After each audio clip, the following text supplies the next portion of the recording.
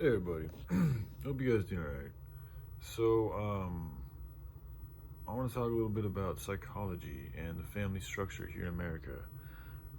So my parents have known about my issues for like 20 years now. The suicidal thing, the drug addiction, all these things, panic attacks, all these things have been very well shared with them. And here in America, I know I keep saying, I got to work on that. Here in America, we rely heavily to our own detriment on other people who we do not know at all to help us solve intimate problems that resulted directly from our intimate relationships in our intimate family. Closest, and I mean everybody that you're involved with. I mean, the more powerful the effect, the closer that person is to you. But it extends to your friends and everything. So we develop all these problems and these issues from all these people that are around us and all these things that we do within our life, and those things accumulate to what we are. And with problems, I mean all those things are what is helping accumulate your problems, because you are a product of everything that you do. So if whatever it is you're doing is causing that problem with inside of you. So with that being said, we then take these problems. This is American tradition here. We take these problems, and oftentimes, at least in my household, when I express these type of things to people, the answer that I'm told is seek help. So, these are my family members, the people that I am most closely related to in the whole plane of existence, if you're going to look at things from a blood level. And I do, even though there's a lot of people that say like family is frequency and this and that, and it's like, yeah, that's true, but there's also a reason why you vibrated into a particular family, and that's because of your frequency. So the people in your family are the people that you are going to be probably the most closely related to in all of this reality. It is what it is. That's probably, I mean, it's a family. I mean, there's no other reason why you guys came together in that type of energetic way. It's because you all have a very similar energy. Makes sense to me. So anyways, so these are the people that know you the best. These are the people that should be there for you when you're at your worst. These are the people that should be able to talk to you and to help you out when you are not doing well. Okay, but when we live in a society, in a time where these people, instead of doing that, they tell you to go seek help to some other person that you have no clue. You don't have no idea who they are. You just go, you get a name, you're told to go to a name and speak to this person, and maybe some, that's where you seek. That's your help. That's the help that is offered to us from this current reality that we live in here in America. Now everybody's different. I mean, that's just generally in my family. That's how I've grown up. Is largely go seek help. Go find a shrink, go get some meds, go get some help.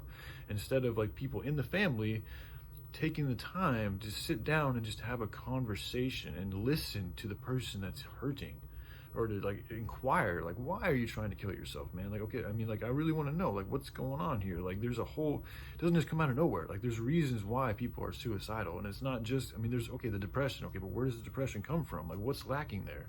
Like, what type of skill can I help you cultivate to help you get over that? Like, what type of passion is it that's burning you up that maybe you could turn into something beautiful? Like, there's ways out of this stuff, but people don't want to take the time and energy and effort to listen and to care about their loved ones enough so to figure out what the problem is. Now, not everybody's different. Now, this is how things go on in my family, okay? And I have not chosen to have children. In my opinion, when you choose to have a child, when you choose to bring an offspring into this world, as a human being, I would feel responsible for that life form as long as I live.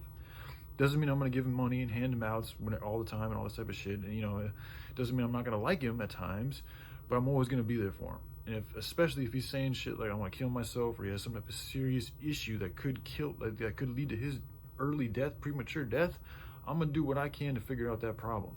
I'm not going to stop until I feel I've exhausted all of my abilities to figure out that problem. But a lot of people don't think like that. And this is one of the problems with America and this whole society in general, is that we have been relying on a medical system that's completely, in my opinion, flawed. And I think the flawed isn't even the right word. I think it's been specifically designed to this way on purpose to keep us from holistically healing, from taking the time to really figure out what's going on and go to the core root, the whole problem. Holistic healing is the whole thing, the full circle, not just this way and stop and give them some meds and then okay, things chill out. No, that's the pharmaceutical, that's the sorcerers, that's the ones that want to make you feel good when you're actually not doing good. Okay, this is how they trick you to keep doing that shit, is they feed you drugs that make you feel good. They take the pain away, but you're really doing bad shit that's not good for you and the rest of the world. But you keep doing it because you keep taking those pills that make you feel good, and it keeps perpetuating that spell that you're in, that you continue to perpetuate for yourself, that you're cursing yourself and putting yourself more in debt into, essentially, in this death society. So anyways,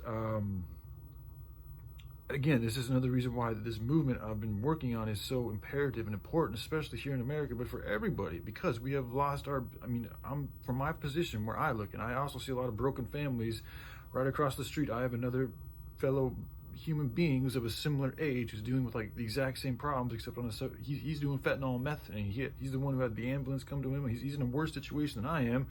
He's essentially in the same spot as I am. He's living with his parents. He's a little older than me, and he just doesn't know what the fuck to do with himself. And it's like, you can see he's lost in his head. And it's like, I know his dad too. His dad's a good dude. We've had lots of talks, but I can see his dad's mad and doesn't know what the fuck to do with him. And it's like, it's not, I get angry with my parents sometimes, but it's like they were brought up in this society too. So they've been programmed to just tell their children, go seek help. They don't know how to help their children because they haven't been through the same experiences, and they haven't been taught to like nurturing, like speaking, listening, like taking the time, taking your ego out of it and trying to like really just be there for an individual is so therapeutic, is so valuable in a fucking, in a hurt moment, in a hurt person, that can really bring about healing, you know? But when you go into a shrink's office and they don't know you, and they interrogate, it's like an interrogation or an interview, whatever the fuck you want to call it. And then they give you their feedback, and then, as soon as that fucking bell hits, the fucking timer that hits 0 and you gotta go. And one of the issues with that is like, you can't put a time limit on how long it takes to heal. Like it depends on the flow of the situation. So you guys, by charging people to be there for a certain amount of time, you have no idea what's going to happen in that certain amount of time.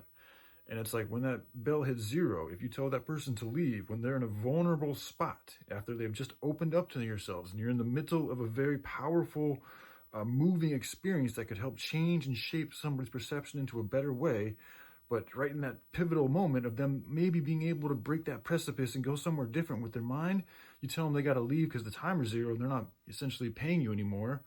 So you have to get on to your next client when they're right there at that point where they could help, and like, but they're vulnerable, they're hurting still, but they're open, they're listening. And then you just tell them like that so this is, the patient is giving you their trust. They're totally into this. Like, they're totally engaged in the situation. And now they're being told they have to leave because somebody else needs to come in and do the same thing. And essentially your time is up. And it's like, that's right there. That's what fucks the head and the heart and the whole spiritual fucking essence of the person in that moment up, is because this person right now is in a pivotal moment of healing and transcension, and you're telling them they have to leave because the timer hit 0 and somebody else has to come in, and it's all because of money. When in reality, these type of things, like, it's okay for people to do this to provide this service for people. Those of you who have a well mind can provide this service, but when you put slots on it, when you put fucking payments and profiting, and then you associate this type of stuff with it, you're taking away the beautiful authenticity of it. And you're also potentially you are putting people in dangerous situations when you allow them to leave your office in a vulnerable state. I know this because on several occasions, my mother has, right after leaving a shrink's office, tried to kill herself. Multiple times, like swallowing handfuls of Oxycontin, bro, 40 milligram Oxycontins that are strong ass fucking drug down her throat. Okay. And then she would call her shrink because she left in a vulnerable spot when she was already in a really fucked up period in her life. And now in that vulnerable spot, she has to go back to that home. At the time it was, back to home where all these problems come from, without having any type of catharsis, while being vulnerable, not knowing how to deal with the pain, not knowing how to express herself, not knowing how to say, like, when they ask, well, how'd it go? Like, she has no fucking clue. Like, I was in the middle of like a life transformative experience and I was told I had to leave. Like that, how do you express that to somebody who's in pain? Most of the times that's when they kill themselves, because it's like, okay, I was just opening up to you and now you're telling me I just got to go. And it's like, whoa, this is like the most powerful, most needed thing I need in this moment right now. And I'm told I have to leave. Like, but you're supposed to be here to help me. I'm giving you my trust. And it's like, that this is where, when we allow money and the principles and the policies of this fucking current paradigm to get in the way of true love and true healing and true human connections and intimacy, this is the poison. This is what is killing and causing so much sickness around the world, is these type of policies, this type of thinking, this type of money-driven societies. It's all about the money, dog. It's not good. It's really fucking not good. So, anyways, I just had a little issue with my father, and it's just like, it just brought up a whole slew of things. And it's like, you know, and I'm looking at things, and it's like, you know, as much as, you know, I get mad at him, like, he just doesn't know better, really. And a lot of that's because they're not taught better. We're not taught how to have healthy family relationships. That's something we just got to figure out on our own. They want to tell us everything else, but they don't want to tell us how to have a happy family, because a lot of it's because they don't have happy families, because they don't come from happy families, because they're not trying to perpetuate happy families, because that's not what they do. And these are the people that rule your world. So, all right, y'all take care. Love y'all. Bye.